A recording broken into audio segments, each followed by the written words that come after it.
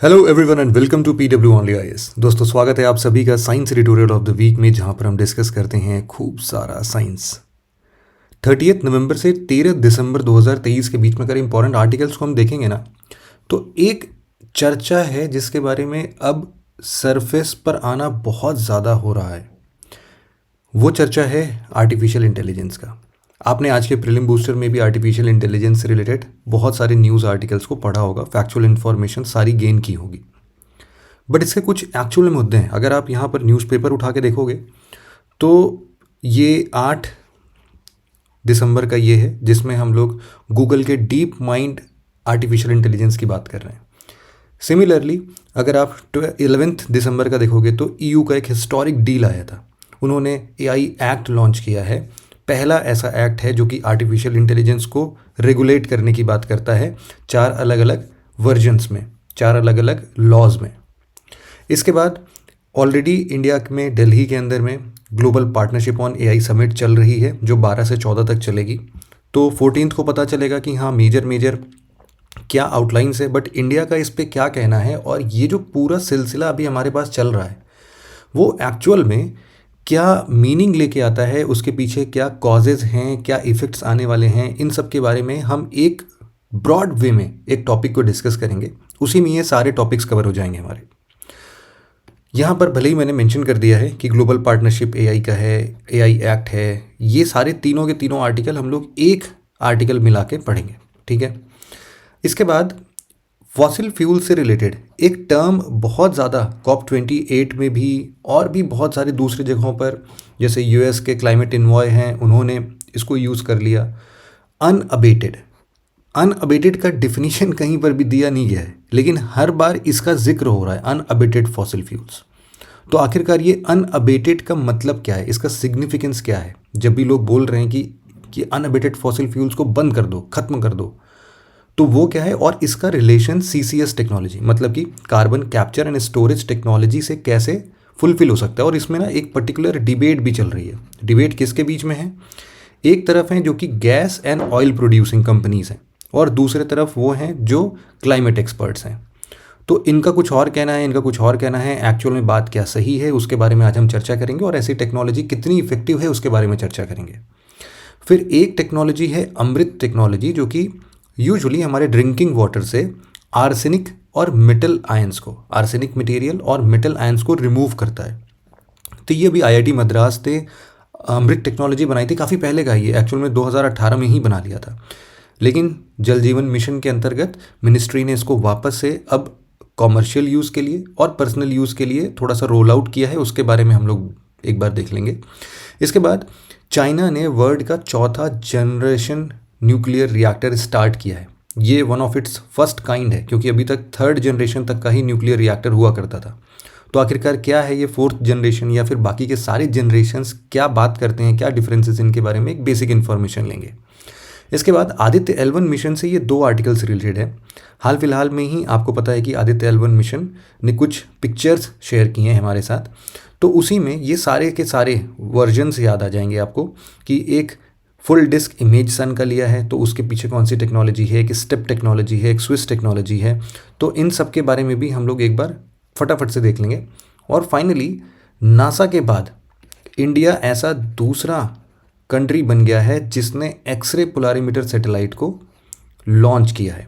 इसको हम लोग शॉर्ट में एक्सपो भी बोलते हैं, एक्सपोसैट। तो एक्सरे पोलारीमीटर सैटेलाइट क्या है जो कि इसरो ने अभी लॉन्च किया है, क्या करता है ये, क्या बेनिफिट्स हमें आगे मिलने वाले हैं, इन सब के बारे में आज हम डिटेल से डिस्कशन करेंगे। कोशिश करेंगे जल्द से जल्द ये आर्टिकल्स को हम वाइंड अप कर सकें। But before we begin, let's discuss a question of 2020 previous year question. बहुत ही ईजी है, एप्लीकेशन ड्रिवन है, यूपीएससी हमेशा ऐसे सवाल पूछता है। और सिंस आर्टिफिशियल इंटेलिजेंस इतने ज़्यादा प्लेटफॉर्म्स पर डिस्कस हो रहा है, तो अब ये 2020 के हिसाब से बोल रहा है कि अब आज के डेट में आर्टिफिशियल इंटेलिजेंस क्या कर सकता है ना। तो आर्टिफिशियल इंटेलिजेंस के उस टाइम को सोचते हुए, अब तो 2023 आ गया है, 2020 तक में शायद चैट जीपीटी या फिर गूगल बार्ड जैसी चीज़ें इतनी ज़्यादा फेमस नहीं थी, और शायद एग्जिस्टेंस में भी नहीं थी। 2023 तक आते आते आर्टिफिशियल इंटेलिजेंस का रुख ही बदल चुका है, जहाँ पर हम लोग डीप फेक्स की बात कर रहे हैं, जहाँ पर हम लोग वॉइस मॉड्यूलेशन की बात कर रहे हैं, सोशल बिहेवियर चेंज करने की बात कर रहे हैं। ये सारी चीज़ें अपने लाइफ में इतना इम्पैक्ट डाल रही हैं कि इससे क्वेश्चन आना बिल्कुल 100% तय है। तो इसीलिए आर्टिफिशियल इंटेलिजेंस का ये क्वेश्चन देखिए, सॉल्व कीजिए, बहुत ईजी है, सब लोग लगा लेंगे मुझे पता है, और इसका आंसर कमेंट सेक्शन में ज़रूर से दीजिए। Let's start with today's first article, global partnership on AI. मुझे पता है कि आप लोगों ने इसको आज प्रीलिम बूस्टर में ज़्यादातर करके पढ़ लिया होगा, बट स्टिल इसका एक वर्जन मैं आपको क्विकली डिफाइन करके बताना चाहता हूँ। देखो, global partnership on AI summit, ये बेसिकली ऐसे 29 कंट्रीज़ का समूह है, इंडिया भी उसका एक पार्ट है। इसका बेसिक फंक्शन क्या है? इसका बेसिक फंक्शन आप लोग देखोगे कि जितनी भी आर्टिफिशियल इंटेलिजेंस से रिगार्डिंग टेक्नोलॉजीज़ डेवलप हो रही हैं, उनके लिए एक गार्ड रेल प्रोवाइड करना, मतलब कि कुछ ऐसे रूल्स एंड रेगुलेशंस फॉर्म करना जिससे कि इनका रोकथाम हो सके, या फिर इनका हम लोग जेन्युइन यूज़ कर सकें, रेशनल यूज़ कर सकें, गलत चीज़ों में आर्टिफिशियल इंटेलिजेंस का यूज़ ना हो। और जिस हिसाब से ये फैल रहा है उस पे एक ग्लोबल सहमत बनना बहुत ज़रूरी है। अब ये जो ग्लोबल सहमत बनती है ना, इसके पीछे बहुत सारे लोग आज से नहीं, बहुत पहले से लगे हुए हैं। सबसे पहले अगर हम लोग एक हिस्ट्री देखना चाहते हैं इसका कि क्या हुआ है आखिर इसके लिए, तो वैसे तो देखो, जो ये मीटिंग है ना, GPAI, global partnership on artificial intelligence, ये इसकी चौथी मीटिंग है। पहली 3 मीटिंग ऑलरेडी हो चुकी है दुनिया के बड़े बड़े शहरों में, जैसे कि मॉन्ट्रियल कहाँ पर, एक बार कमेंट में बता देना। मॉन्ट्रियल प्रोटोकॉल आप सब लोगों ने पढ़ा होगा। पेरिस आप सब लोग जान रहे हैं, और टोक्यो जापान के अंदर आप सब लोग जान रहे हैं। ये 3 जगह ऑलरेडी सबमिट हुआ था, और टोक्यो से भी कुछ चीज़ें हम लोगों ने लास्ट ईयर के हिसाब से उठा ली थी। पिछले बार भी डिस्कशन हुआ था कि भाई हम लोग क्या करते हैं, एक ग्लोबल तरीके से कुछ बनाने की कोशिश करते हैं। एटलीस्ट टोक्यो कॉन्फ्रेंस का ये आउटपुट निकला था कि we are recognising the potential of artificial intelligence, और इसके थ्रेट्स को भी हम लोग एटलीस्ट एक्नॉलेज कर रहे हैं। इस पे कुछ होना चाहिए, क्या होना चाहिए पता नहीं है टोक्यो में, लेकिन कुछ होना चाहिए। तो इसीलिए इस बार का जो मीटिंग है ना, 12 से लेके 14 तक का ये जो मीटिंग है, 12 से 14 दिसंबर, ये इंपॉर्टेंट होगा, क्योंकि यहाँ पर हम लोग को ना कुछ आउटपुट मिलेगा। अब तक जितना डिस्कस करना था हमने कर लिया, कुछ कॉन्क्रीट आउटपुट मिलेगा 14 के बाद वाले आर्टिकल्स में। जब भी हम लोग नेक्स्ट वीक में डिस्कस करेंगे तो इसको एक बार फिर से उठाएंगे हम लोग चर्चे में कि आखिरकार क्या धारणा रही है, क्या एक ग्लोबल फ्रेमवर्क बनाने में ये लोग सक्षम हो पाए कि नहीं। तो इसके पहले क्या क्या चीज़ें हो चुकी हैं, देखो बहुत पहले की बात नहीं कर रहा हूँ मैं, मतलब 2-3 साल के अंदर अंदर क्या डेवलपमेंट्स हुए हैं इसके। तो सबसे पहले US एडमिनिस्ट्रेशन, मतलब कि बाइडेन एडमिनिस्ट्रेशन ने एक एग्जीक्यूटिव ऑर्डर डेवलप किया था। इसमें इन्होंने बताया कि भाई देखो, जो AI के अगेंस्ट थ्रेट्स हैं उनको सेफगार्ड करना चाहिए, है ना। सब जगह पर अभी देखोगे आप सिर्फ और सिर्फ एक्नॉलेजमेंट का काम चल रहा है।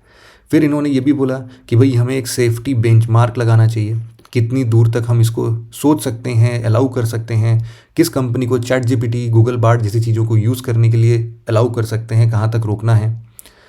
फिर इसके बाद दूसरे नंबर पर आप देखोगे कि UK के अंदर एक आर्टिफिशियल इंटेलिजेंस सेफ्टी समिट भी हुआ था, मतलब कि UK का आर्टिफिशियल इंटेलिजेंस सेफ्टी समिट। ये EU वाला नहीं है, ये दूसरा है, ठीक है, वो भी अभी डिस्कस करेंगे। तो जब ये हुआ तो इसमें भी बहुत सारी कंट्रीज़ ने पार्टिसिपेट किया, US, China, Japan, UK, France, India ने भी पार्टिसिपेट किया था। तो ये सब कंट्रीज़ टोटल कितनी, 28 कंट्रीज़ मिलके इसमें एक ऐसे डिक्लेरेशन को साइन करने के लिए एग्री होते हैं जो कि ग्लोबल एक्शन के तरफ डेडिकेटेड है। ग्लोबल एक्शन किस चीज़ का? ग्लोबल एक्शन जो कि AI के पोटेंशियल रिस्क के अगेंस्ट फाइट करेगा, ठीक है। मतलब AI का जो भी पोटेंशियल रिस्क है उसको कम करने के लिए एक ग्लोबल एक्शन लेने की बात हो रही है, ठीक है। लेकिन अभी भी आप देखो कि केवल बात ही हो रही है, कुछ किया नहीं है। थर्ड पर आते हैं। थर्ड पर इसमें देखो और क्या क्या इन्होंने बात की, एक बार थोड़ा सा और जान लेते हैं कि AI सेफ्टी समिट में इन्होंने और क्या किया कि AI का ना सब्सटेंशियल यूज़ होना चाहिए। सब्सटेंशियल यूज़ का क्या मतलब है? जैसे कि जो भी हमारे टेक्नोलॉजीज़ हैं, जैसे कि साइबर सिक्योरिटी है, या फिर बायोटेक्नोलॉजी है, या फिर हम बोल सकते हैं कि इनसे रिलेटेड जो भी रिस्क है इंफॉर्मेशन फैलने का, है ना। आर्टिफिशियल इंटेलिजेंस बहुत सारे इंफॉर्मेशन खुद के खुद फ्रेम करता है। तो उस थ्रेट को कम करना सब्सटेंशियल यूज़ में, और दूसरा कि जो भी एआई मॉडल्स आज के टाइम पर आ रहे हैं उनका पोटेंशियल यूज़ कितना हम अलाउ कर सकते हैं उसको एक बार देखना। सिमिलरली तीसरे नंबर पर हम बात कर रहे थे कि अभी हाल फिलहाल में जो न्यूज़ भी अभी हमने देखा, ये वाला न्यूज़ कि ईयू का हिस्टोरिक डील आया है। Historic as in tweeted by the European Union. तो इनके हिसाब से ये जो डील है ये कैसे एआई पर्पस को सॉल्व कर रही है, तो इसको आप थर्ड पॉइंट पे लिख सकते हो। तो ईयू एक्ट जो है ना, या फिर ईयू का एआई एक्ट बोल सकते हैं, ये बेसिकली क्या करता है, जो ये लोग गार्डरेल्स की बात कर रहे थे कि हर बार कुछ करना है कुछ करना है कुछ करना है, तो इन्होंने एक्चुअल में कुछ कर दिया। इन्होंने क्या किया कि यार सब लोग बात कर ही रहे हैं कि कुछ करना चाहिए, कुछ ग्लोबल सेंस में कुछ बात करनी चाहिए। उन्होंने बोला ठीक है, हम पहला गार्डरेल बना देते हैं। ओवरऑल ऐसे 37 आवर का पार्लियामेंट में नेगोशिएशन चला यूरोपियन यूनियन के अंदर, और फिर ये लोग बोल रहे हैं कि जो भी रूल्स एंड रेगुलेशंस बनाने हैं उस पर थोड़ी सी और सहमति की ज़रूरत है। 2025 तक शायद एआई एक्ट यूरोपियन यूनियन में लागू भी हो जाए। तो इन्होंने ना ऐसे 4 कैटेगरीज में डिवाइड किया है। इसको आप लोग शायद पहले भी जानते होंगे कि कुछ ऐसी चीज़ें जिनको कि बंद ही कर देना है, नहीं चला सकते। कुछ ऐसी हैं जहाँ पर कन्फर्मेशन लेने की ज़रूरत है। तीसरा, जहाँ पर ट्रांसपेरेंसी बरतना ज़रूरी, और कुछ चीज़ों को फ्रीली अवेलेबल कर दिया है। तो क्या चीज़ें कंप्लीटली प्रोहिबिटेड है, मानी ही नहीं जा सकती। अगर आप कोई भी फेशियल रिकग्निशन टेक्नोलॉजी अगर निकालना चाहते हो, जहाँ पर लोगों के ह्यूमन बिहेवियर को चेंज करना चाहते हो, किसी के इमेज को धूमिल करना चाहते हो, ऐसी चीज़ों में जिससे किसी के नुकसान हो रहा है वो चीज़ नहीं करना है। कुछ हाई रिस्क पर हैं जहाँ पर आपको ना कन्फर्मिटी लेनी पड़ेगी, जैसे कि एम्प्लॉयमेंट के लिए, एजुकेशन के लिए, पब्लिक सेक्टर के लिए।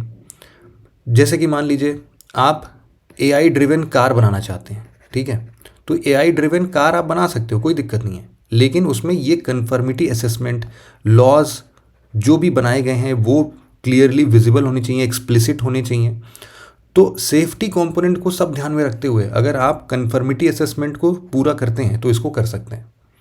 फिर एक लिमिटेड रिस्क है। लिमिटेड रिस्क मतलब कि रिस्क है बट थोड़ा है। जैसे कि अभी हम लोग चैट जीपीटी यूज़ करते हैं, गूगल बार्ड यूज़ करते हैं, तो कभी भी आप जैसे मान लो रिसर्च पेपर बना रहे हो, ठीक है, जैसे मेरी सिस्टर है, उसने चाइल्ड साइकोलॉजिस्ट है वो, तो उसने ना अपने डॉक्यूमेंट्स पर कुछ रिसर्च के लिए उसको कुछ चीज़ें मिल नहीं रही थी गूगल पे, तो मैंने उसको सजेस्ट किया कि चैट जीपीटी यूज़ कर लो, वहाँ पर तुम्हें ऐसे ऐसे रिसर्च मिल जाएंगे जो शायद तुम्हें रिसर्च पेपर्स वगैरह में खोजना पड़े। तो उसने डाला कि चाइल्ड साइकोलॉजिस्ट या फिर चाइल्ड साइकोलॉजी को समझने के लिए अभी कौन कौन से ऐसे रिसर्च ऑलरेडी कंडक्टेड हैं इस फील्ड में।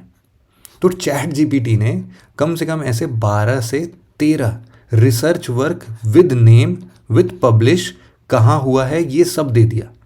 लेकिन जब हम लोगों ने उसको क्रॉस चेक किया कि क्या ये पब्लिश सच में हुआ है ऐसा रिसर्च, तो उसमें से ज़्यादातर रिसर्च फेक थे। मतलब कि इसने गूगल से कहीं ना कहीं उठा उठा के बस हमें नाम बहुत अच्छे से किसने पब्लिश किया है वो भी फेक नाम, वो सब दे दिया। तो इसीलिए यहाँ पर लिमिटेड रिस्क है, लेकिन चूंकि लोगों को ये अवेयर कर रहा है, लोगों को ये एक ईजी वे ऑफ सॉल्यूशन दे रहा है, तो इसीलिए इसको लिमिटेड रिस्क के साथ अलाउ कर सकते हैं। एट द सेम टाइम बहुत सारे ऐसे चैटबोट्स हैं, है ना, जैसे मान लो कि आप किसी भी साइट पर जाते हो, अमेज़ॉन पर जाते हो, या फिर अपना क्या बोलते हैं गवर्नमेंट की साइट खोलते हो, तो उसमें दिशा करके एक महिला का इमेज आता है। वहाँ पर हर बार साफ साफ तौर पर लिखना पड़ेगा कि भाई ये जो चैटबॉट है ना ये कोई ह्यूमन नहीं है, दिस इज़ एआई चैटबॉट, इसमें हमने डेटा फीड कर रखा है। ये लोगों को पता होना चाहिए, मतलब उनके साथ कोई भी धोखाधड़ी वाला काम नहीं करना। तो इसीलिए ट्रांसपेरेंसी ऑब्लिगेशन लगाना बहुत ज़रूरी है कि आप लोगों को बताओ कि I am a robot not human. और एक मिनिमल रिस्क है जहाँ पर अब इसके अलावा जो भी चीज़ें बचते हैं उस पर कोई रिस्क नहीं है, आप आर्टिफिशियल इंटेलिजेंस का भरपूर इस्तेमाल कर सकते हो। अब इन सभी चीज़ों से इंडिया का क्या अप्रोच है भाई, इंडिया क्या करना चाहता है? ये जो GPAI समिट को होस्ट कर रहा है इंडिया, उससे इंडिया क्या कर लेगा? तो इंडिया का 2 मेजर अप्रोच है। आपको एक DPI का नाम पता है? DPI क्या होता है? ये है डिजिटल पब्लिक इंफ्रास्ट्रक्चर। इंडिया ने इस पर महारत हासिल की है। कैसे? आप इसका 2 एग्जाम्पल दे सकते हो, बहुत ही शानदार। कौन कौन से हैं?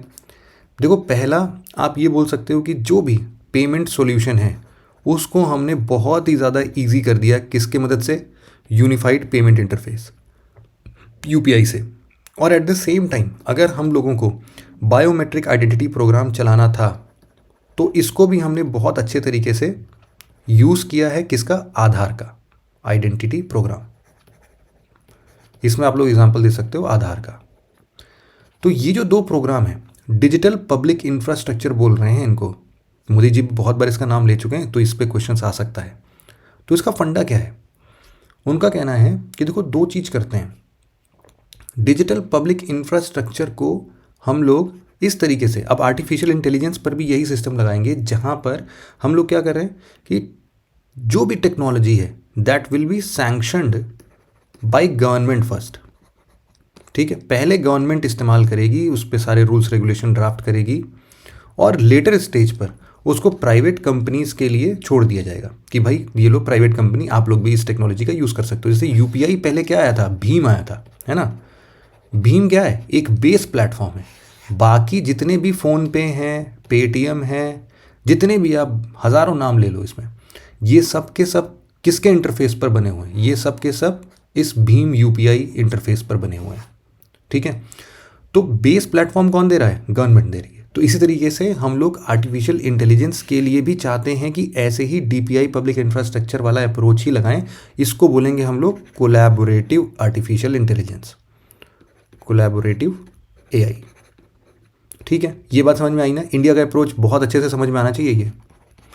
फिर ये तो एक मुद्दा है। इंडिया दूसरे मुद्दे पर भी बात करना चाहता है जो कि इसके लिए इंपॉर्टेंट है कि हम लोग अपने आर्टिफिशियल इंटेलिजेंस का यूज़ सस्टेनेबल एग्रीकल्चर के लिए भी करना चाहते हैं। अब ये कोई पहली बार ऐसा नहीं हो रहा है ना। ये सारी चीज़ें इंडिया हमेशा से इनको प्रायोरिटी देता है। जो पिछले 3 मीटिंग्स हुए थे मैंने बताया नहीं, तो चौथी मीटिंग है। तो इसमें पहले के थीम्स में भी इंडिया ने ऐसी ही चीज़ों को प्रायोरिटी दी थी, जैसे कि हेल्थ केयर है, या फिर क्लाइमेट चेंज है, या फिर हम लोग एक रेजिलिएंट सोसाइटी बिल्ड करना चाहते हैं, मतलब कि building resilient society for artificial intelligence. तो इंडिया की ये सब ना प्रायोरिटीज़ हैं। हेल्थ केयर है, क्लाइमेट चेंज है, एग्रीकल्चर है, सस्टेनेबल एग्रीकल्चर है। तो जीपीएआई के थीम्स इंडिया इसी तरीके से सोचता है और उसको उसी तरीके से आगे फॉलो करना चाहता है। ठीक है, तो इसी में एक और आर्टिफिशियल इंटेलिजेंस का फंडा आपको समझ में आना चाहिए, जो कि गूगल का डीप माइंड आर्टिफिशियल इंटेलिजेंस है। नेक्स्ट आर्टिकल डिस्कस करें उससे पहले आप सभी के लिए एक छोटी सी इन्फॉर्मेशन ये भी है कि प्रीलिम्स से रिलेटेड आपके ये 2 बेहतरीन कोर्सेज हैं जिनको कि आप ज्वाइन करके अपने प्रीलिम्स के रिवीजन को, प्रिपरेशन को थोड़ा इजी बना सकते हो। एक है रिगरस प्रीलिम्स प्रोग्राम, जहाँ पर डेली सवेरे सवेरे 7 बजे आके आपको टेस्ट लिखना स्टार्ट करना है और इसका प्रॉपर डिस्कशन होगा। आपको इसके कुछ हार्ड कॉपीज़ मिलेंगे, डेली और इंडिया रैंक मिलेगा। मतलब एक रिगरस प्रैक्टिस है, एक सीरियस जेन्युइन एफर्ट होगा आपका अपने प्रीलिम्स एग्जाम को ईजी बनाने का। इसमें 7 बजे जीएस के लिए भी और आपके सीसेट के भी क्वेश्चंस पूछे जाएंगे। सिमिलरली आपका ये वाला एक प्रीलिम्स क्रैश कोर्स है जो कि वीडियो लेक्चर्स सेंट्रिक है। मतलब अगर आपको फटाफट से अपने रिवीजन मॉड्यूल पर ऐसा कुछ करना है कि अपनी पढ़ाई कहीं से तो छूट गई थी, सारे सब्जेक्ट्स जीएस के फटाफट से रिवाइज कर लेते हैं। सीसेट के क्लासेस दोनों में कॉमन है, दोनों में मिल जाएंगे आपको, तो इसलिए सीसेट का टेंशन नहीं है। यहाँ पर बेसिकली वीडियो लेक्चर्स के थ्रू आप अपने रिवीजन को कर रहे होगे और यहाँ पर आप रिगरस प्रैक्टिस के थ्रू अपने रिवीजन को कर रहे होगे। तो दोनों ही बैचेस 8 जनवरी 2024 से स्टार्ट हो रहे हैं। यहाँ पर इनकी फर्दर डिटेल्स भी है और अगर आप इसके अलावा भी कुछ और इन्फॉर्मेशन लेना चाहते हो तो डिस्क्रिप्शन में इनकी लिंक दी हुई है, आप वहाँ पे क्लिक कर सकते हो, या फिर आप 9920613613 पर कॉल करके भी फर्दर इन्फॉर्मेशन ले सकते हो। तो बढ़ते हैं आगे। ये बोल रहे हैं कि भाई एक ब्रेक थ्रू रिवॉल्यूशन है बैटरी डेवलपमेंट, और एक्चुअल में है भी। ये बोल रहे हैं कि हमने वो कर दिखाया जो शायद आपको खोजने में 800 साल और लग जाते। जैसे कि एग्जांपल देते हैं, इन्होंने क्या किया, गूगल का जो डीप माइंड्स एआई है ना, सबसे पहले इसको समझते हैं।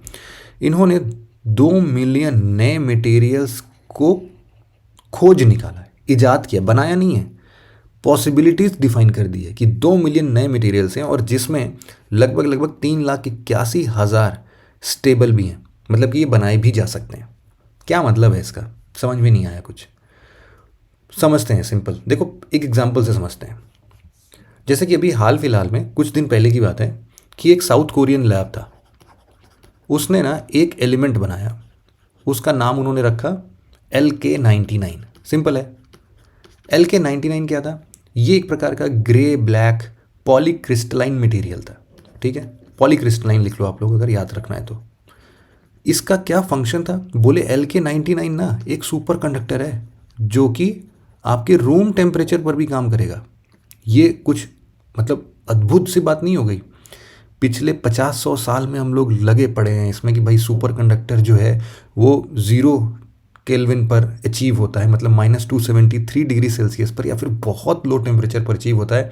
रूम टेम्परेचर पर कैसे बनाए, और इन्होंने LK99 बना के दिखाया। ये वन ऑफ द एग्जाम्पल्स है।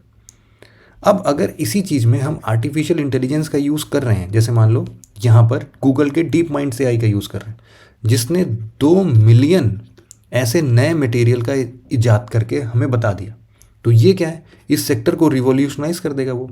ये बोल रहे हैं कि आप एक LK99 पाके खुश हो रहे हो, हम आपको ऐसे 2 मिलियन पॉसिबिलिटीज़ दिखाते हैं। और उसमें से हम लोग को क्या समझ में आता है भाई, देखो जो भी मटेरियल है उनके बीच के जो बॉन्ड्स होंगे वो स्टेबल होने चाहिए, है ना।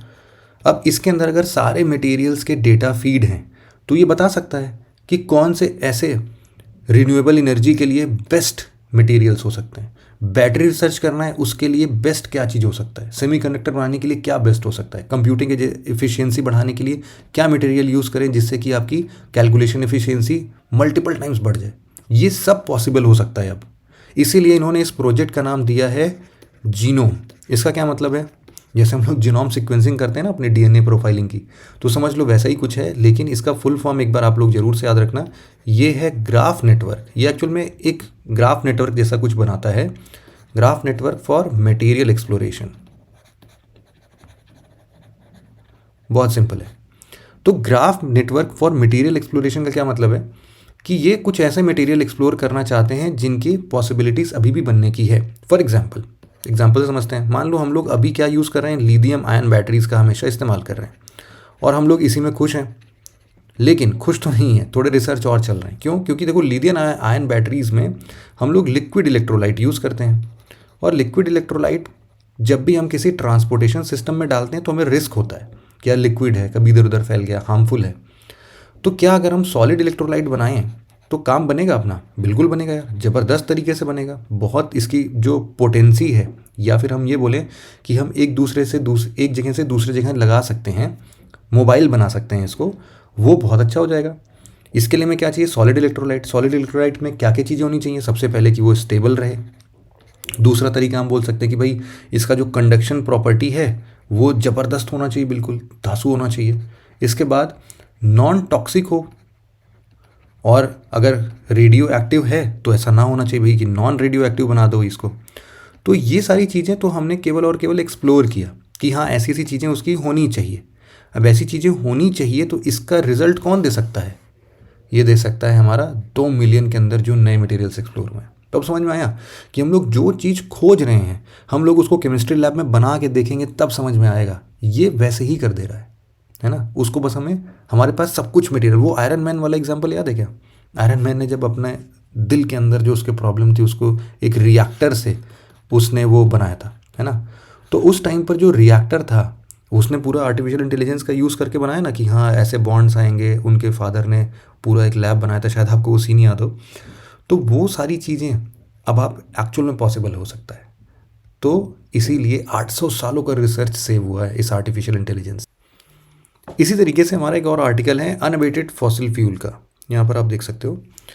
तो ये भी 12 दिसंबर को पब्लिश हुआ है। हर जगह पर अनअबेटेड यूज़ कर रहे हैं हम लोग। आखिरकार इसका क्या मतलब है, बहुत सारे टॉपिक्स इसमें अच्छे से दिए हुए हैं, तो उसको एक बार हम डिस्कस कर लेते हैं। अनअबेटेड और CCS से कैसे ये रिलेटेड है। अनअबेटेड फॉसिल फ्यूल, COP28 जब हुआ ना अभी, तो उसमें एक लेटेस्ट ड्राफ्ट बनाया गया। हम लोग इसमें पोटेंशियल क्लाइमेट चेंज की बात कर रहे थे, क्या कर सकते हैं। इसमें इन्होंने एक लाइन में ऐसा लिखा कि हम लोग अबेटेड कोल को रैपिडली फेज डाउन करना चाहते हैं। क्या है? Rapidly phasing down abated coal. और सिर्फ अबेटेड कोल ही नहीं, abated greenhouse gas emission as well. तो ये अबेटेड वर्ड, और साथ में जैसे मैं शुरुआत में बता रहा था कि अभी पिछले ही हफ्ते US के जो क्लाइमेट एनवॉय है ना, जॉन कैरी नाम है इनका, जॉन कैरी ने भी एक सिंपल सा लाइन बोला कि भाई COP28 का बॉटम लाइन पढ़े, मतलब सार पकड़े, इसका पूरा निचोड़ पकड़े तो वो यही है कि हम लोग को अनअबेटेड फॉसिल फ्यूल को फेज आउट करना है। तो ये जो अनअबेटेड फॉसिल फ्यूल है ना, ये रिलेटेड है कार्बन कैप्चर एंड स्टोरेज से, या फिर CCS बोल सकते हैं इसको। तो इसकी टेक्नोलॉजी क्या कहती है उसके बारे में बात करना है, और डिबेट जो मैंने शुरुआत में बताया था वो भी है कितना इफेक्टिव है। लेकिन प्रॉब्लम कहाँ पर आता है? प्रॉब्लम तब आता है जब अनअबेटेड का मतलब कहीं पर भी डिफाइन ही नहीं किया गया। क्या है अनअबेटेड?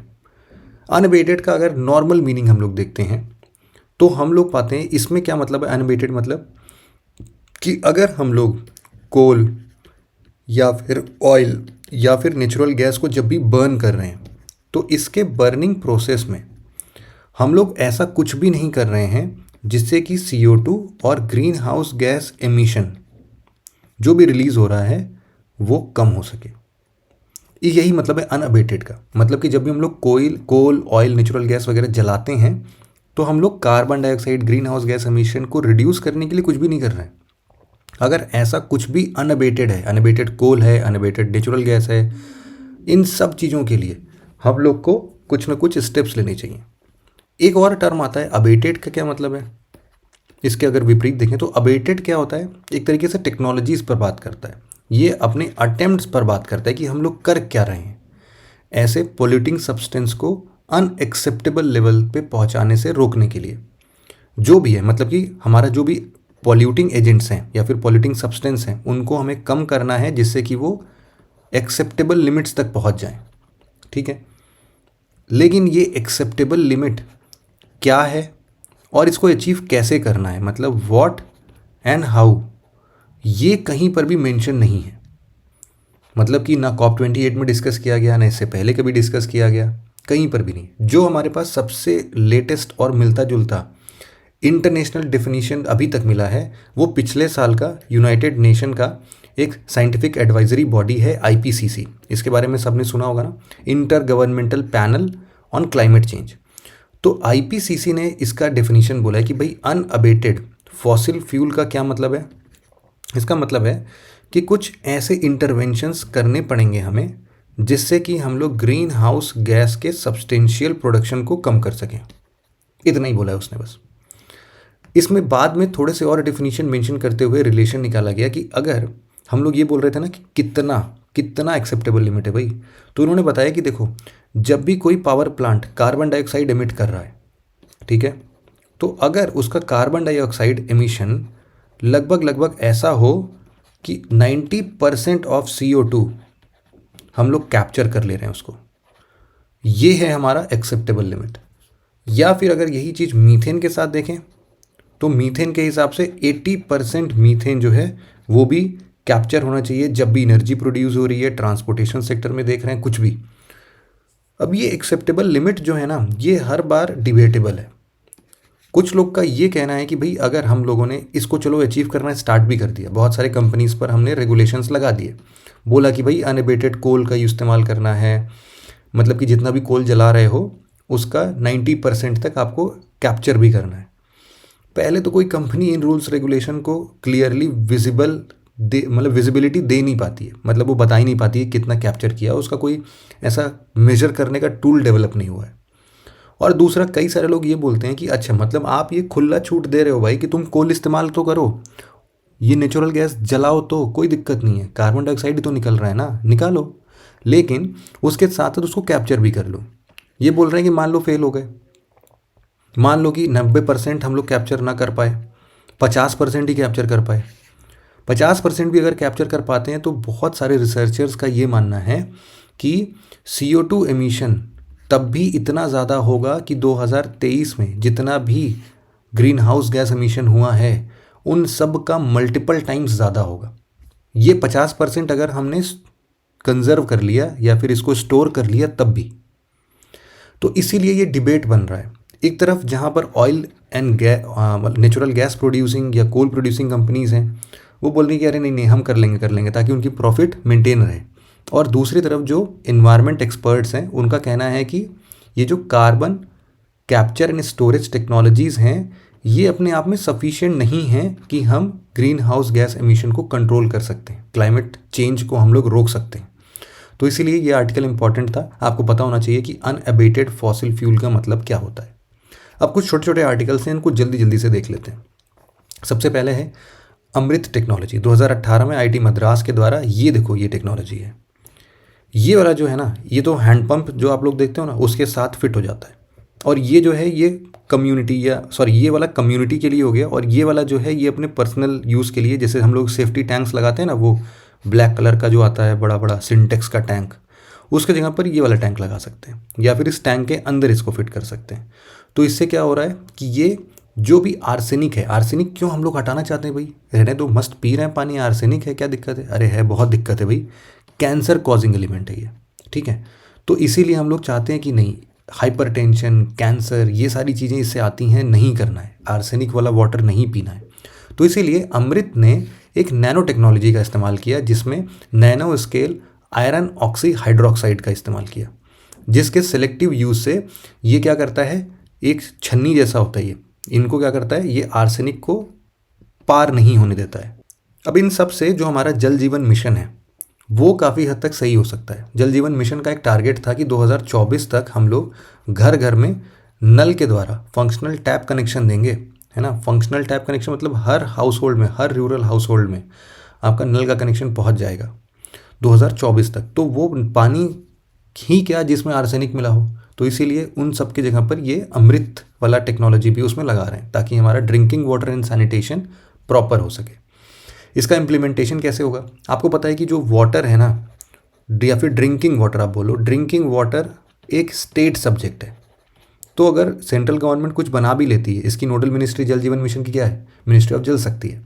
इसमें नोडल मिनिस्ट्री के अंदर का department of drinking water and sanitation इन सब का काम देखता है, लेकिन इसमें स्टेट का भी बहुत बड़ा रोल है। स्टेट सब्जेक्ट के अंदर ये ड्रिंकिंग वाटर जब आता है, तो जब तक स्टेट नहीं चाहेगा तब तक ये कुछ भी इम्प्लीमेंट नहीं हो सकता है।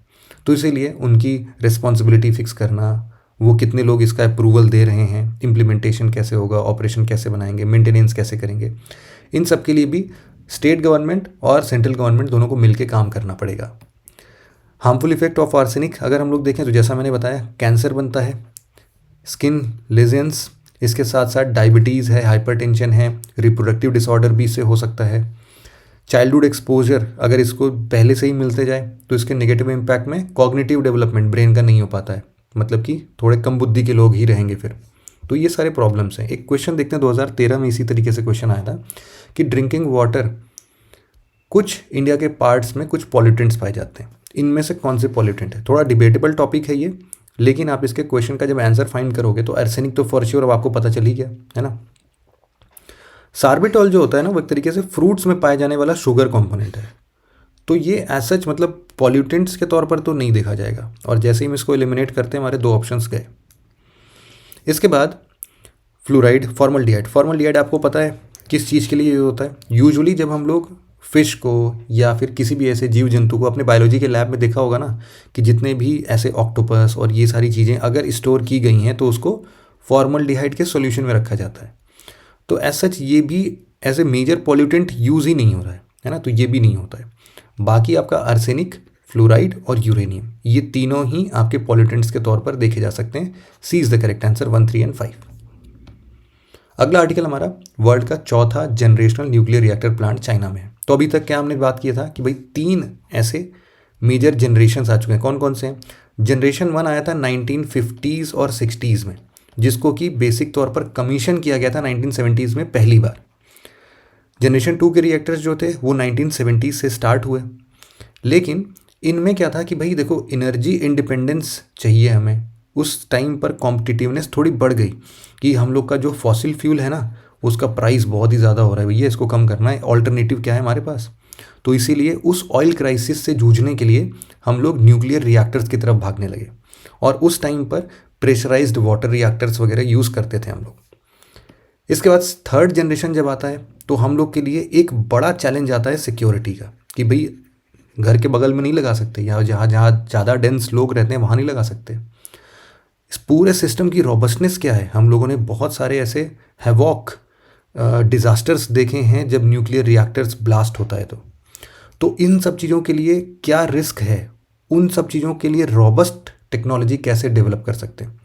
तो जो यूरोपियन प्रेशराइज्ड रिएक्टर है वो जनरेशन 3 का है। अब चाइना ने जनरेशन 4 पे बात किया है। जनरेशन 4 जो चाइना के पास अभी अभी आया है, इसमें देखो जितने भी जनरेशन 1 2 3 है इनकी बात तो करता ही है, लेकिन इसके साथ साथ वो सस्टेनेबिलिटी की भी बात करता है ना। सस्टेनेबिलिटी इन्वायरमेंट के साथ भी, और साथ ही साथ इस पर्टिकुलर रिएक्टर की सस्टेनेबिलिटी कितनी है। इसके साथ साथ आप लोगों ने देखा कि न्यूक्लियर सेफ्टी वगैरह पर बात करेंगे, और सबसे इम्पॉर्टेंट ये है न्यूक्लियर प्रोलिफरेशन रेसिस्टेंस, मतलब कि टेक्नोलॉजीज़ कहीं पर भी इधर उधर ना छेड़ी जाए। तो जो 4th जनरेशन न्यूक्लियर रिएक्टर है, जैसे हम लोग पहले प्रेशराइज्ड वाटर वगैरह यूज़ करते थे, हैवी वाटर यूज़ करते थे, उस जगह पर ये 4th जनरेशन हीलियम यूज़ कर रहा है कूलिंग पर्पज़ के लिए। यहाँ पर देखो लिखा है। तो ये जो पावर प्लांट बना है ना, ये सिदावान एक जगह है, वहाँ पर इसको डेवलप किया गया कॉमर्शियल ऑपरेशंस के लिए। बहुत दूर है, मतलब बिल्कुल आइसोलेटेड प्लेस है वहाँ पर। तो 200 मेगावाट का ये high temperature gas cooled reactor helium का यूज़ करके इसको चाइना वालों ने इसको बनाया है। इसके बाद 300 मेगावाट का प्लांट है, और ये क्या करेगा, सिर्फ और सिर्फ जो आपका कॉमर्शियल पर्पज़ होता है, इंडस्ट्रियल पर्पज़ होता है, उनके सेक्टर्स में या फिर उनके नीड्स को केटर करेगा। अब एक दो आर्टिकल्स हम आदित्य L1 मिशन पर देख लेते हैं। आदित्य L1 मिशन पर एक आर्टिकल ये है हमारे पास, जहाँ पर हम लोग स्विस की बात करेंगे, solar wind ion spectrometer. ISRO ने अभी हाल फिलहाल में बोला है कि भाई देखो स्विस जो है ना, जो Aditya solar wind particle ASPEX जो है, उसका एक सेकेंड कॉम्पोनेंट है स्विस, वो ऑपरेशनल हो गया। कब कब हुए हैं ये सब ऑपरेशनल, यहाँ पर लिखा है देखो। स्टेप्स जो था वो ऑपरेशन हुआ था 10 सितंबर को। स्विस जो है वो 2 नवंबर को ऑपरेटेड हुआ था। सबका काम यही है कि सोलर आयंस जो निकल रहे हैं उनको ज़रा कैप्चर करो, 360 डिग्री फील्ड व्यू लेके आओ, कैप्चर करो, देखो इसमें फोटॉन्स क्या हैं, अल्फा पार्टिकल्स क्या हैं, एमिट क्या होता है, वो सारी चीज़ें मेजर करने का काम कौन करता है, solar wind ion spectrometer Swiss. ठीक है। अब इसी तरीके से एक स्टेप्स है। स्टेप्स क्या है, supra thermal and energetic particle spectrometer. तो ये भी जो भी इनर्जीज निकल रही हैं अलग अलग फॉर्म्स में, वो स्टोर करता है। सिमिलरली अभी हम लोगों को आदित्य L1 ने पहली बार एक बढ़िया सी फुल डिस्क इमेज सन की कैप्चर की है। इस वेवलेंथ पर कैप्चर किया है कि हम लोग ईजिली बता सकें कि सन स्पॉट्स कहाँ कहाँ पर हैं, कौन से रीजन पर हम लोग थोड़ा सा क्वाइट प्लेस देख सकते हैं, वहाँ पर न्यूक्लियर रिएक्शंस कम है। जैसे यहाँ पर देखो बिल्कुल ही ब्लैक डॉट है, ये देखो ब्लैक डॉट ब्लैक डॉट। और कुछ जगह पर आप देख रहे हो कि साइलेंस ज़्यादा है या फिर रिएक्शंस कम हैं। तो इसीलिए ये जो कैप्चर हुआ है, तो ये सन के फोटोस्फीयर और क्रोमोस्फीयर दोनों को इंक्लूड करके इमेज ली गई है। अब एक बार कमेंट सेक्शन में मुझे बता देना, अगर ये सन है तो सन का क्रोमोस्फीयर क्या है और फोटोस्फीयर क्या है। बहुत इंपॉर्टेंट है। सन के लेयर्स होते हैं, जैसे हमारे एटमॉस्फेयर के लेयर्स हैं ना, वैसे सन के कुछ ये लेयर्स आप एक बार देखना और कमेंट सेक्शन में बताना कि फोटोस्फीयर और क्रोमोस्फीयर के बीच में डिफरेंस क्या है।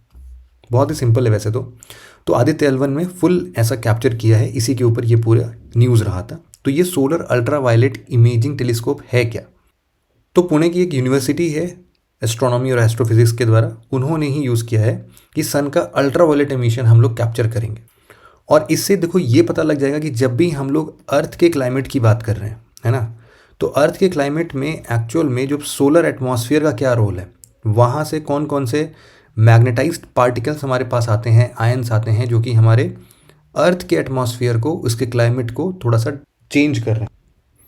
हमारा अगला आर्टिकल एक्सरे पोलारीमीटर सैटेलाइट से रिलेटेड है। देखो वैसे तो ये मई जून के आर्टिकल में भी आप लोग को दिखा होगा पहले भी, उस टाइम पर ऐसा कुछ हुआ था कि 2023 तक आते आते इसको हम लोग लॉन्च कर देंगे कभी, लेकिन डेट वगैरह कुछ फिक्स नहीं थी। तो अभी कुछ इस बारे में डिस्कशन वापस से स्टार्ट हुआ है कि इसको PSLV से लॉन्च करेंगे, सतीश धवन स्टेशन से स्टार्ट करेंगे, सतीश धवन स्पेस सेंटर से श्रीहरिकोटा में जो है वहाँ से इसको लॉन्च करेंगे। तो आखिरकार ये स्पेशल क्या है इसमें, देखो एक्सरे पोलारीमीटर सैटेलाइट या फिर एक्सपोसैट, ये वन ऑफ इट्स काइंड है। ये विश्व का ऐसा दूसरा सैटेलाइट होगा जो कि हमारे एस्ट्रोनॉमिकल सोर्सेस के वेरियस डायनामिक्स को स्टडी करेगा। पहला कौन सा है, पहला है नासा ने 2021 में एक ऐसा ही कुछ सैटेलाइट लॉन्च किया था जिसको हम लोग IXP मतलब एक्सरे पोलारीमीटर एक्सप्लोरर के नाम से जानते हैं। ये क्या कर रहे हैं, क्या बोल दिया मैंने अभी ऐसा कि एस्ट्रोनॉमिकल सोर्सेस के वेरियस डायनामिक्स को स्टडी करेगा। क्या मतलब है इसका, देखो एस्ट्रोनॉमिकल सोर्सेस बहुत सारे हो सकते हैं, जैसे कि कोई पल्सर है, पल्सर मतलब स्टार का एक फॉर्म होता है, कोई ब्लैक होल है, या फिर कोई बड़ा सा एक्टिव गैलेक्टिक न्यूक्लियाई है, ये सब ना बहुत सारे रेज एमिट करते हैं। इन रेज को जब हम लोग पढ़ते हैं, इनके डायनामिक्स को जब हम लोग स्टडी करते हैं, तो इनके नेचर के बारे में हम लोग को समझ में आता है। तो इसीलिए सिमिलर फॉर्म में एक्सरे पोलारीमीटर सैटेलाइट के अंदर भी ऐसे दो इक्विपमेंट्स लगाए गए हैं। एक है एक्स स्पेक्ट, जिसको हम लोग एक्सरे स्पेक्ट्रोस्कोपी एंड टाइमिंग बोल रहे हैं, और पहला है पोलिक्स, पोलारीमीटर इंस्ट्रूमेंट इन एक्सरेज। देखो वैसे तो ये बहुत सारे डिटेल्स हैं, इनको इतना याद करने की ज़रूरत नहीं है, बट आपको इतना समझ में आना चाहिए कि ये जो अपना एक्सपोसैट है वो ऐसे ही डायनेमिक्स की स्टडी करना चाहता है। इससे ज़्यादा वैसे आपके एग्जाम में और कुछ पूछा नहीं जाएगा कि ये सब जैसे लिखा है ना कि एक्सरे एनर्जी रेंज 8 से 30 keV तक जा रहा है, एस्ट्रोनॉमिकल सोर्सेस इस रेंज में जब एक्सरे एमिट करेंगे तो फिर हम लोग इसकी स्टडी करेंगे, ये सारी चीज़ें उतनी इंपॉर्टेंट नहीं है। तो बस आपको इतना समझ में आना चाहिए कि भाई एक्सपोसैट है, 5 साल का इसका पूरा ड्यूरेशन है, और ये ऐसी इमेजेस को, ऐसे डायनामिक्स को स्टडी करना चाहता है जो कि हमसे बहुत दूर हैं और एक्सरेज एमिट करते हैं। अब वो डाइंग स्टार या फिर पल्सर्स या फिर ब्लैक होल का कुछ या फिर एक्टिव गैलेक्टिक न्यूक्लियाई कुछ भी हो सकता है। तो इन सभी के ऑब्जर्वेशन के लिए, इन सभी का जो एक स्पेक्ट्रल स्टेट बनता है ना, हम लोगों ने हमेशा से पढ़ा होगा, एक्सरे है, गामा रेज है, विजिबल रेंज भी है इसमें, फिर अल्ट्रावायलेट रेज है, इंफ्रारेड है, तो इन सब में जो एक्सरेज वाला कंपोनेंट है उसको ये स्टडी करेगा। ठीक है, बस इतना ही था आप लोगों के लिए आज के इस डिस्कशन में। कुछ भी अगर आपको डिटेल चाहिए तो आप यहाँ पर PW ओनली एस ऑफिशियल नाम से टेलीग्राम चैनल है, उसको सर्च करके या फिर इस बार कोड को स्कैन करके आप डायरेक्टली इसको ज्वाइन कर सकते हो। इस पूरे डिस्कशन की PPT, PDFs और भी बहुत सारे दूसरे रिक्विजिट मटेरियल्स आपको मिल जाएंगे। तो आज के डिस्कशन में इतना ही था। Thank you very much for listening it very patiently friends. Have a nice day.